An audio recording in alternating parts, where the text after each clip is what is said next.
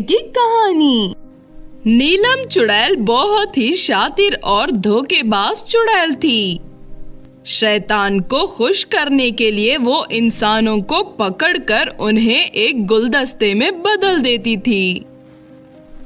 उसे शैतानी ताकत हासिल करने के लिए 100 गुलदस्तों की जरूरत थी। एक दिन रमेश अपनी स्कूटर पर बैठकर कहीं जा रहा था। तभी नीलम चुड़ैल एक सुंदर लड़की का रूप धारण करके रास्ते पर खड़ी हो जाती है। अरे, इतने सुनसान रास्ते पर ये लड़की यहाँ क्या कर रही है? रमेश नीलम चुड़ैल के पास अपना स्कूटर रोक देता है। चुड़ैल कहती है, मेरा नाम नीलम है और मैं पास ही के इलाके में रहती हूँ। क्या आप मुझे मेरे घर तक पहुँचा देंगे? हाँ, क्यों नहीं, बैठ जाओ मेरे पीछे मेरे स्कूटर पर। रमेश नीलम चुड़ैल को अपनी स्कूटर पर बैठाकर वहां से चल देता है। काफी देर चलने के बाद रमेश नीलम चुड़ैल के घर पहुंच जाता है। नीलम चुड़ैल रमेश को बैठने के लिए कहती है और उसके लिए चाय बनाने चली जाती है। थोड़ी देर के बाद नीलम चुड़ैल रमेश को चाय देती है, लेकिन चाय पीते ही रमेश के हाथ पैर कांपने लगते हैं और तभी नीलम चुड़ैल अपने असली रूप में आ जाती है। ये देख रमेश डर जाता है और कहता है, अरे नहीं, तुम तो एक चुड़ैल हो। हाँ, तुमने बिल्कुल सही कहा। मैं इसी तरह लोगों को बेवकूफ बनाकर अपना शिकार बनाती हूँ। शिकार नहीं, मुझे कुछ मत करना, मुझे जाने दो, मैं तुम्हारे हाथ जोड़ता हूँ। अब बहुत देर हो चुकी है। ये चाय काले जादू से बनी थी। अब तुम एक गुलदस्ते में बदल जाओगे। अगले ही पल रमेश एक गुलदस्ते में बदल जाता है।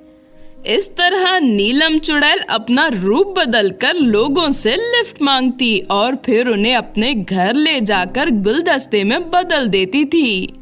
अब बहुत जल्द मेरे पास 100 इंसानी गुलदस्ते जमा हो जाएंगे। फिर शैतान मुझे इस दुनिया की सबसे शक्तिशाली चुड़ैल बना देगा। दूसरी तरफ अचानक रमेश के लापता होने की वजह से उसकी पत्नी सुधा परेशान हो जाती है। फिर काफी खोजबीन करने के बाद सुधा को नीलम चुड़ैल के बारे में पता चलता है कि वो लोगों को पकड़कर ले जाती है। सुधा नीलम चुड़ैल को ढूंढते हुए जंगल में बने उसके घर तक पहुंच जाती है। ये लड़की, तू कौन है और यहाँ क्या कर रही है मेरे घर में? मैं जानती हूँ कि तुमने मेरे पति को पकड़ रखा है। देखो, तुम मेरे पति को छोड़ दो। मेरे पति के अलावा इस दुनिया में मेरा कोई और नहीं है। तेरी इन बातों का मेरे ऊपर कोई फर्क नहीं पड़ने वाला। देख, मैं सिर्फ आदमियों को अपना शिकार बनाती हूँ। तू एक औरत है, इसीलिए मैं तुझे कुछ नहीं करूँगी। अब तू यहाँ से चुपचाप चली जा। सुधा नीलम चुड़ैल से बहुत मिन्नतें करती है, लेकिन नीलम चुड़ैल उसकी एक नहीं सुनती। सुधा दुखी होकर अपने घर लौट आती है। फिर एक दिन सुधा के घर पर एक चुड़ैल आती है। उसे देखकर सुधा डर जाती है।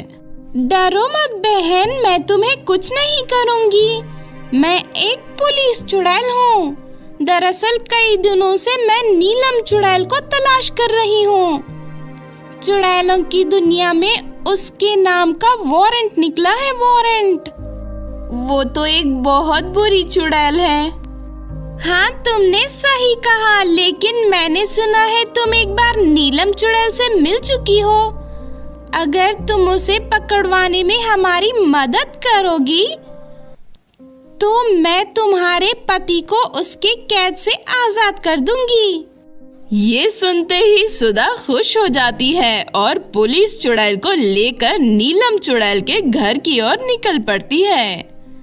उधर नीलम चुड़ैल सभी गुलदस्तों को एक गाड़ी में भरकर शैतान की गुफा की तरफ जाने के लिए तैयारी कर रही होती है कि तभी सुधा पुलिस चुड़ैल को लेकर वहां आ जाती है। आज से तेरा खेल खत्म हुआ नीलम चुड़ैल, मैं तुझे गिरफ्तार करने आई हूँ। नीलम चुड़ैल वहां से भागने की कोशिश करती है, लेकिन पुलिस चुड़ैल अपने डंडे से उसे जोरदार बिजली का झटका देती है और फिर उसे एक जादुई हथकड़ी पहना देती है।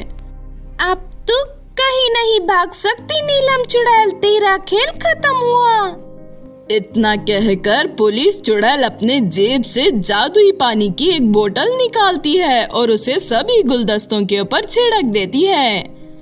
उसके बाद सभी गुलदस्ते फिर से इंसान बन जाते हैं। अपने पति रमेश को फिर से जिंदा देखकर सुधा बहुत ही ज्यादा खुश होती है।